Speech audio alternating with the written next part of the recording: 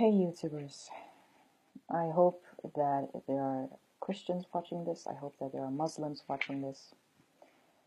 Whoever else is watching it, you're also welcome, but it's in particular these two groups that need to hear this. I am a Christian. I left Islam not too long ago, and I understand what it takes for a Muslim to leave Islam, and why most of them can't even begin to think about leaving Islam. And I was one of the lucky ones who had a past that was quite difficult in terms of my spiritual well-being, my emotional well-being. I was a child, I was a teen, and an adult that was always in distress spiritually, and I was always looking for answers. And from a young age, I journaled. I had a lot of problems as a kid mentally. Although it was nothing serious, I suffered from social anxiety. I had sleep difficulties. I walked in my sleep. I had multiple visions. I saw things. I heard things that weren't there. And I would have times when I was extra depressed or extra sad. It was, although on the outside I looked pretty perfect and in terms of what I did with my life, people would look at my family and they would think that this family is perfect because we really fulfilled all the criteria of what the world defines as a perfect family. But on the inside, we were all very confused, and we had identity crisis, and we were lost, and we were all really looking for some kind of salvation that Islam didn't really offer, but we wanted to get as close to it as possible. And in this, just growing up this way, and also coming from a family that was so loyal to their traditions, cultural and religious traditions, I mean, from my late teens, I started rebelling against a lot of these values that we had. And at the beginning of my 20s, I hit rock bottom after I had failed a few exams in university. And this time was one of the most difficult times in my life when I was stuck in a rut. I didn't get any further in terms of my education or with job or anything. And this was a time when I did a lot of soul searching. I spent a lot of time trying to find the answers to my questions. And at some point during this time, I prayed to God for clarity, for truth, that no matter what that meant, I was ready to receive it.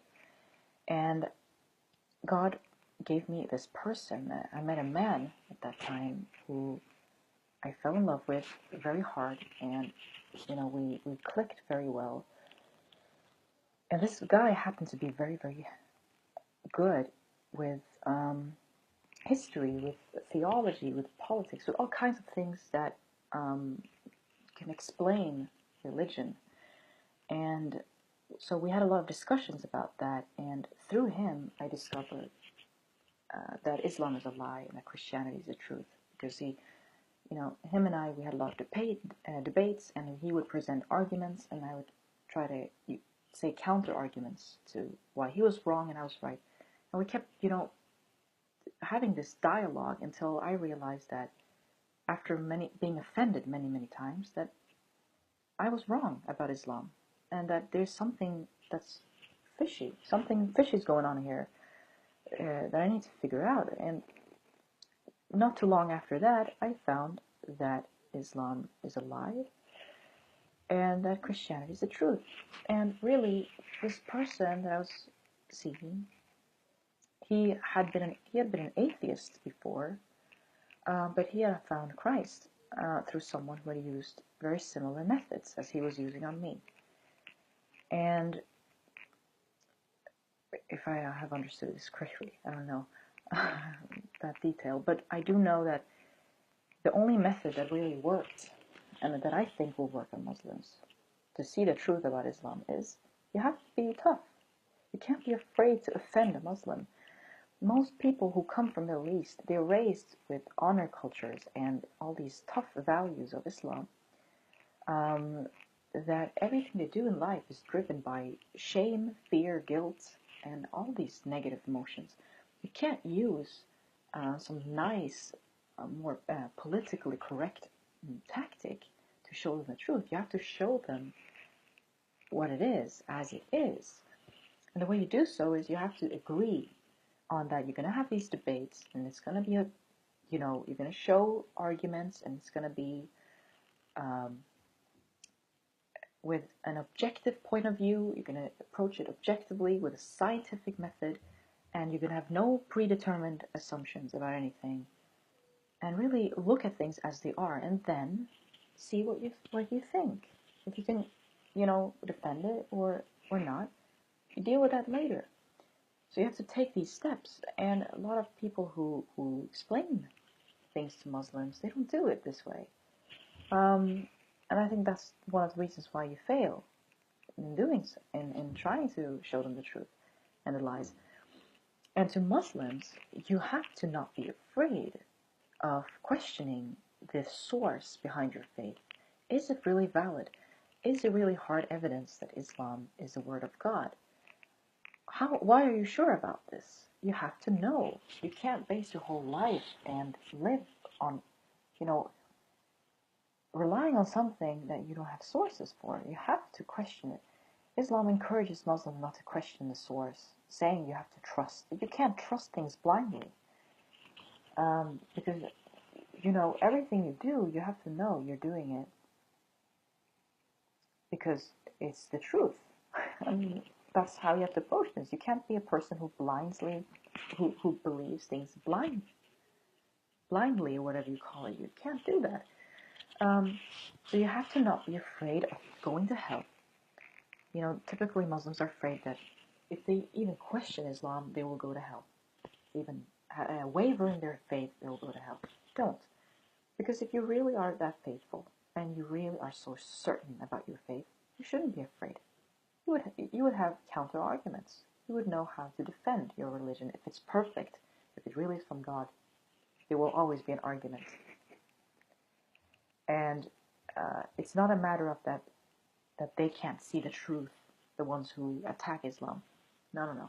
It's the matter of that you cannot hear their arguments. You cannot listen to the things they have a problem with and respond to it with a good answer. That is the problem.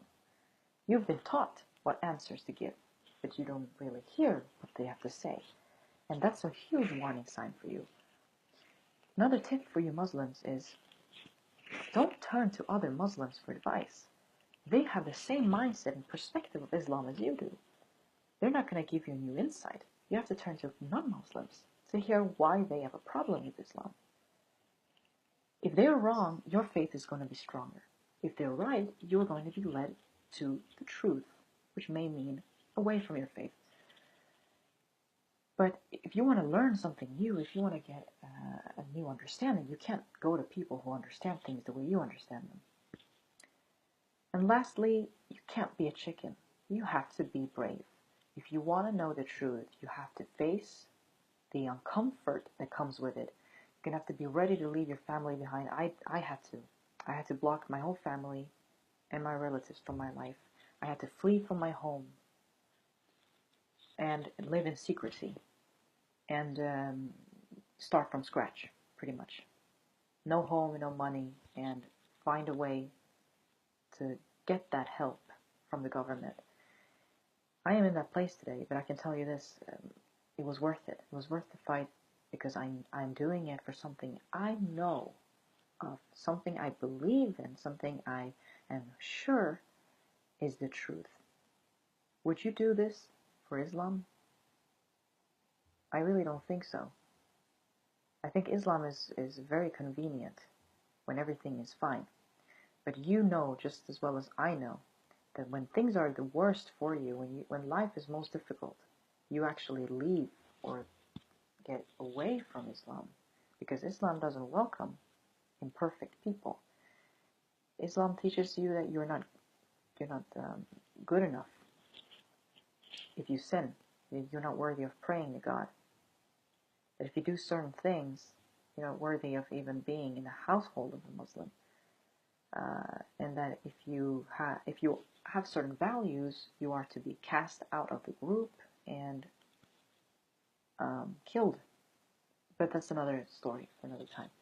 The point is, you and I both know that you would not do what I'm doing right now. Leave your family behind, leave popularity, success, money, house, warm food on the table, leave all of that, a lifetime of memories behind for Islam, because you don't know why you believe in Islam. You just do, and that's a huge problem. Thank you for listening. I hope to make more videos, but I want to know what to talk about in the coming videos. So please leave a comment here below and tell me what you want to hear more of, and I'll see what I can do. Thank you for watching, and I'll see you in the next videos.